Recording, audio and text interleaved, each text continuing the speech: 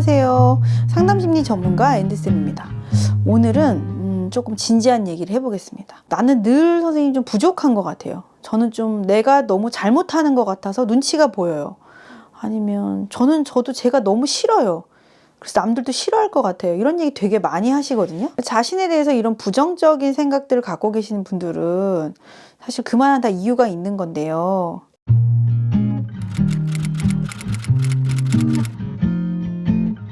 내가 경험했던 중요한 관계, 그러니까 뭐 나를 키워준 주 양육자겠죠. 그 경험에서 내가 존중받을 만하고 내가 사랑받을 만하고 이런 존재 경험이 없기 때문에 스스로 사랑하기가 어려운 이유가 됐을 텐데요. 한마디로 보면 어린 시절에 그 가장 가까운 사람 관계 안에서 늘 외로웠고 조금 불편했던 그런 경험이 많은 거죠. 단적으로 얘기하면은 굉장히 학대받았고 극단적인 방임의 환경에서 컸을 거라고 추정이 되는데, 학대라는 게 특수한 상황이 아닌가요? 이게 또 그렇게 생각이 될 수도 있는데, 아이 입장에서 한번 생각을 해보세요. 아이 입장에서는 너무 견디기 어려운 스트레스 상황이 학대인 거예요. 단순히 신체적인 학대만이 아니라 그런 고통을 많이 얘기하시거든요. 너무 먹을 게 없었다. 너무 추웠다, 집이. 또는 부모가 너무 먹고 사느라만 집중해가지고 돈돈돈거렸거나 또는 굉장히 차별을 당했거나 부모님이 너무 마음이 메말라서 아이를 따뜻하게 좋은 말 한마디 못하고 해야 될 일만 얘기하시는 경우. 유튜버에서 나온 분인데 서울대를 여러 과를 전전하면서 10년 넘게 학교를 다닌 거예요. 서울대만 몇 번 들어가신 거예요. 그래서 어느 날 무슨 다른 채널에 나오셨는데 또 뭐 공부의 신 같은 데 나오신 것 같아요. 그래서 뭐 이제 사회자가 굉장히 공부를 성공하신 거 아니냐. 그랬더니 그분이 뭐라 그러냐면은 이거는 나의 성공이 아니라 엄마의 가스라이팅의 성공이다.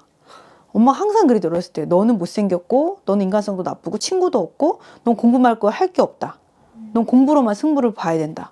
라고 하셨다는 거예요. 그래서 엄마는 아이가 성공하기 위해서 했겠지만 과연 이 둘의 관계는 어떨까 궁금했거든요. 그러니까 얼마나 이 사람은 아직도 그 자기 상이 힘들까. 그러니까 아이 입장에서 따뜻하고 돌봄이 있는, 지지를 받고 있는, 사랑받는 환경이 아닌 거예요. 그게 포인트예요.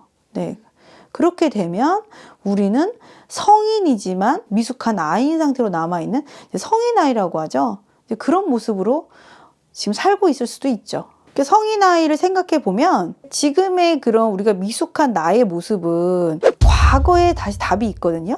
과거의 어떤 사건은 끝이 났지만 그때 남은 기억들은 다 나의 정서에 남아서 다 어떤 감정의 찌꺼기가 되어 있는 거겠죠. 근데 어렸을 때 기억을 가지고 사는 사람들이 많지가 않아요. 저도 안 나는 기억들이 많더라고요. 그치, 맞아. 상담에 오면 기억이 안 난다고 하는데 여러분 생각해 보세요. 어렸을 때 되게 더운 목욕탕에 따라갔다가 나올 때 그 시원한 우유를 먹었던 기억 있으세요? 그 생생함이 지금도 저는 생각이 나거든요. 그 달콤하고 시원했던 느낌?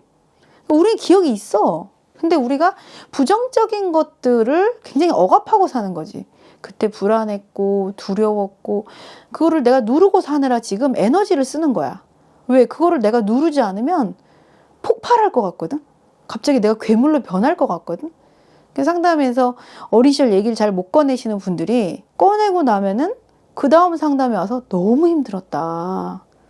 너무 생각이 자꾸 올라와서 감당이 안 되더라. 그러니까 우린 생생하게 상처받았던 기억들이 있어요. 그러니까 우린 그것을 보는 것부터 시작해야 내가 이런 마음으로 아직 있구나.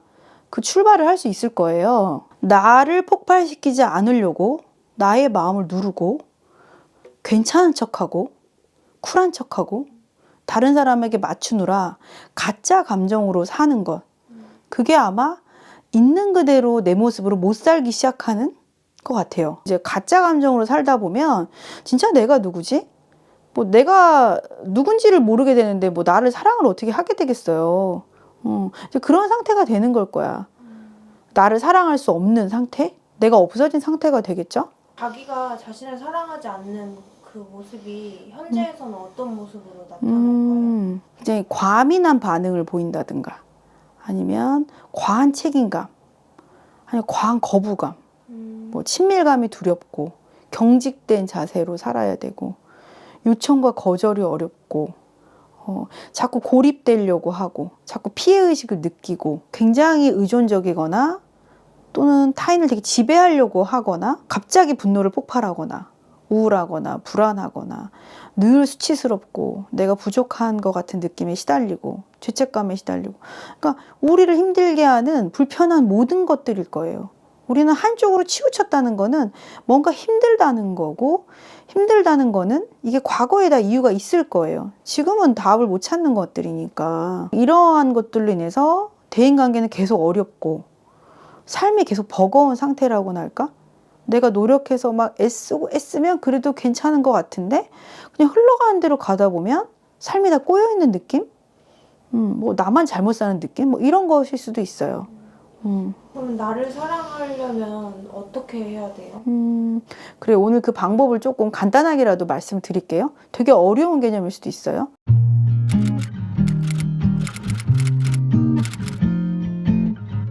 일단 첫 번째는 고통스러운 이 과거의 기억을 일단 만나는 것을 좀 해야 돼요. 근데 사실은 이게 혼자 할 수 있는 작업은 아니거든요. 정말 안정적이고 따뜻하게 지지해주는 사람이 있다면 그 사람과 함께 작업을 하시고 나 좀 이렇게 큰 것 같아. 그때 내가 되게 슬펐나 봐. 이런 얘기를 해보시고 사실 되게 어렵죠. 내가 누구 한 3일만 전화해봐. 전화 안 받잖아 이제. 그러니까 안전한 상담센터를 찾아라 라고 자꾸 제가 권할 수밖에 없어요. 이게 직업적으로 훈련된 선생님이라야만 함께 들으려고 계속 꾸준히 들으려고 하실 거니까요. 그래서 과거의 자기를 자꾸 만나고 자꾸 못났다. 너 왜 이거밖에 못해라는 자신을 향한 비난을 거두어야 되는 거지. 근데 자기를 되게 불쌍하게 보는 것에 대해서 부정적으로 생각하는 사람들이 많아요. 자기 연민에 빠지는 거를 피하려면 어떻게 해야 되죠? 자기 연민은 피할 게 아니라 자기 연민부터 시작하라고 하거든요. 근데 이제 자기 연민의 의미가 이런 거 같아. 나 이렇게 컸어. 나 이래. 어쩔 거야. 이게 아니라 내가 원하지 않는 환경에서 컸고 원하지 않는 부모를 만났지만 내 잘못은 아니야. 그렇게 받아들이는 거고 근데 내가 참 안 됐다. 참 힘들게 살아왔다. 그런 자기를 연민하는 마음이 부정으로 가는 게 아니라 남에게 합리화하는 게 아니라 자신을 있는 그대로 이해하는 바탕이 되는 데 쓰여야 되는 것 같고 그럴 때 자기 연민은 적절한 감정이에요. 근데 되게 남을 의지하게 되잖아요. 나 이렇게 힘든데 너가 좀 이해하게 해주지. 나 이렇게 불쌍하게 컸는데 너가 좀 알아주지. 이런 마음이 생길까봐 저는 되게 두렵거든요. 그치, 그 마음은 내가 이제 앞으로 채우고 살아야 될 마음이지. 애착적 결핍이지. 그러니까 내가 체험받고 싶은 감정이 있구나. 이걸 알고 사는 거지. 알고 산다는 것은 무슨 의미냐면 아 내가 이것을 채우곤 살아야 돼. 그런데 이거를 줄 수 있는 안전한 사람에게 내가 바래야겠구나. 아무 데서나 불쑥불쑥 억울하게 왜 나한테 이런 것까지 요구해? 이런 게 아니라 대부분 사람들한테는 못 꺼낼 거고 정말 사랑을 받고 싶은 대상 친밀한 관계에서 정말 친해진 뭐 선배 후배 뭐 애인 이런 관계에서는 내가 말할 수 있겠지. 야 나는 이럴 때 좀 속상해. 이런 건 좀 이해해줘. 이제 그런 말을 하는 용기를 가져야겠죠. 그래서 늘 이동식 선생님이 그러셨어요. 그 가장 자기답게 이때 거기에 머물리지 말라. 두 번째는 내면 깊이 있는 자신의 분노를 알아차리세요. 내 부모를 나쁘게 그래도 부모가 나한테 속상하게 한 게 있다. 라고 생각하는 것을 죄책감을 갖지 말고 그냥 받아들이세요. 그 죄책감을 갖지 말라는 말이 마음에 그 분들도 그들로서는 최선을 다했어요. 더 인생을 잘 살고 자식의 입장에서 키워줬으면 좋겠지만 그들이 그들로서 최선을 다한 거야 사실. 그러니까 비난의 마음은 아니고 그러나 잘못했다. 부모는 그 당시에 나에게 다르게 했었어야 된다. 그거는 내가 가져도 된다는 거야. 내가 지금 누르고 있는 분노가 있구나. 내가 되게 피해받았던, 굉장히 좌절했던, 속상했던 감정이 많이 내 마음엔 있네. 아, 그래. 되게 오래된 묵은 감정이구나. 이것만 알아도 성공이에요. 이걸 모르면 난 되게 기분 좋은데? 난 되게 착한 사람인데? 이러다가 이 분노가 어디서 나오냐면 친밀해진 사람한테 쏟아지게 돼 있어요. 친밀해진 사람을 가만 놔두지를 않아. 의심하고 상대만 탓하고 너 때문에 내가 못 살아 이러면서 그냥 막 거기에 분노를 꺼내요. 그래서 계속 친밀한 관계가 꼬이게 돼 있어. 그래서 친해질 수가 없어, 누구랑. 그럭저럭 친하긴 지내지만 진짜 마음이 가는 가까운 관계를 못 만들어요. 그래서 자신의 분노가 있다는 걸 알고 사는 건 되게 중요해요. 물론 다루고 해결해야겠지만 일단 알고 사는 것부터 시작입니다. 세 번째, 경제적으로, 정서적으로, 삶의 기능 면에서 부모와 분리되어 독립할 수 있도록 노력하세요. 이게 왜 이렇게 중요하냐면 내가 자꾸 부모의 승인을 받아야 될 것 같고 도움을 받고 있으면 그리고 다른 사람의 자꾸 승인을 받아야 될 것 같거든요. 그러면 내가 내 스스로 사는 느낌이 안 나요. 우린 그러면 나로 인해서 잘 내가 내 힘으로 살아왔다 라는 느낌을 가져야 자율성이 생기고 자존감이 생기는데 이제 그게 형성되기 어렵게 되는 거죠. 근데 내 스스로 살아봤더니 그렇게 나쁘지 않네. 나 좀 괜찮네. 누가 나를 도와주지 않아도 살 수 있네. 이 경험을 쌓아가는 거거든요. 근데 그게 선생님 어떻게 완벽하게 그러면 독립을 하나요? 되게 불안하잖아요. 이런 얘기들을 하는데 완벽한 선택은 없어요. 물론 지나보면 늘 좀 아쉬움이 남고 후회가 되지. 그러나 내 스스로 선택하고 책임지는 연습이 되면 나중에 어떤 스스로의 그 생각이 드냐면 그때는 최선이었구나. 지금 생각해보면 좀 잘못했네. 다음에 좀 더 잘 선택해야지 하고 좀 더 신중한 선택을 하고 선택했으면 책임지고 또 지나서 또 선택할 기회가 되면 또 신중한 선택을 하고 내가 그것을 한계를 인정하든 포기를 하든 하는 데까지 해보면 답은 있구나. 이것을 알면서 점점 자신 힘으로 인생을 살아가는 것을 감당하게 된다고나 할까? 그때 사람들이 정말 자존감이 생겨나는 것 같아요. 와닿으시는가요? 네, 좀 말씀하신 모든 게 나를 책임지고 아껴주는 과정 같아요. 그러니까 누구가 허용해서 사는 게 아니라는 거지. 네 번째는 일상 속에서 아직도 미숙한 아이처럼 남아있는 자신의 성인아이 같은 그런 모습들을 좀 관찰하시고 이 아이를 잘 키워내려고 집중하셨으면 좋겠습니다. 똑같은 상황에서 저 사람은 어떻게 화가 안 나지? 어떻게 갈등을 잘 풀지?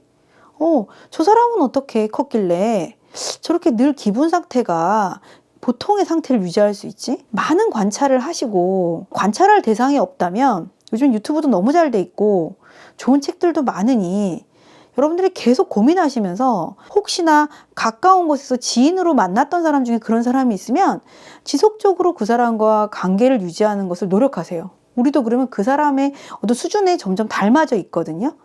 좋은 사람들 속에서 좋은 사람이 되어가는 그 경험이 쌓아가셨으면 좋겠어요. 그래서 좋은 사람이란 기준은 이거예요. 좀 더 솔직하게 여러분에게 말해주는 사람. 넌 좀 그런 것 같아. 난 근데 이런 기분을 느껴. 좀 더 여러분과의 관계에 대해서 솔직하게 말하는 사람. 저는 그런 사람이 좋은 사람 같아요. 내가 어떻게 다른 사람처럼 묻어내질까? 어떻게 하면 좀 더 행복한 기분 상태를 만들까? 이 노력을 하셔야 돼요. 그 노력을 하지 않으면 어느 순간 훅 꺼져 있고 선생님 요즘 무기력해요. 그냥 기분이 안 좋아요. 그냥 안 좋은 게 어디 있어요? 계속 얘기하다 보면 그 사건으로부터 훅 떨어졌네요. 되게 감정이 연약해져 있을 때는 작은 사건의 계기로 훅 마음이 떨어지거든요. 그것도 내가 내 마음을 잘 붙잡지 못하고 있는 거지. 그래서 훅 떨어지고 훅 업되기 전에 매일매일 순간순간 자기를 관찰하고 자기를 돌봐야 돼요. 그냥 기분이 안 좋을 때 나가서 따뜻한 커피 한 잔 먹고 올까?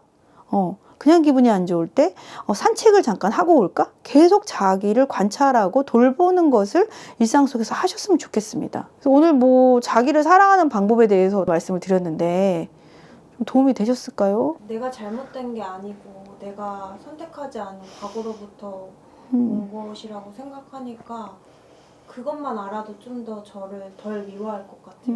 맞아요. 현재의 나를 미워하지 않고 내가 나를 이해해주고 새롭게 현재의 상황들을 과거의 묵은 감정으로 내가 보고 있구나.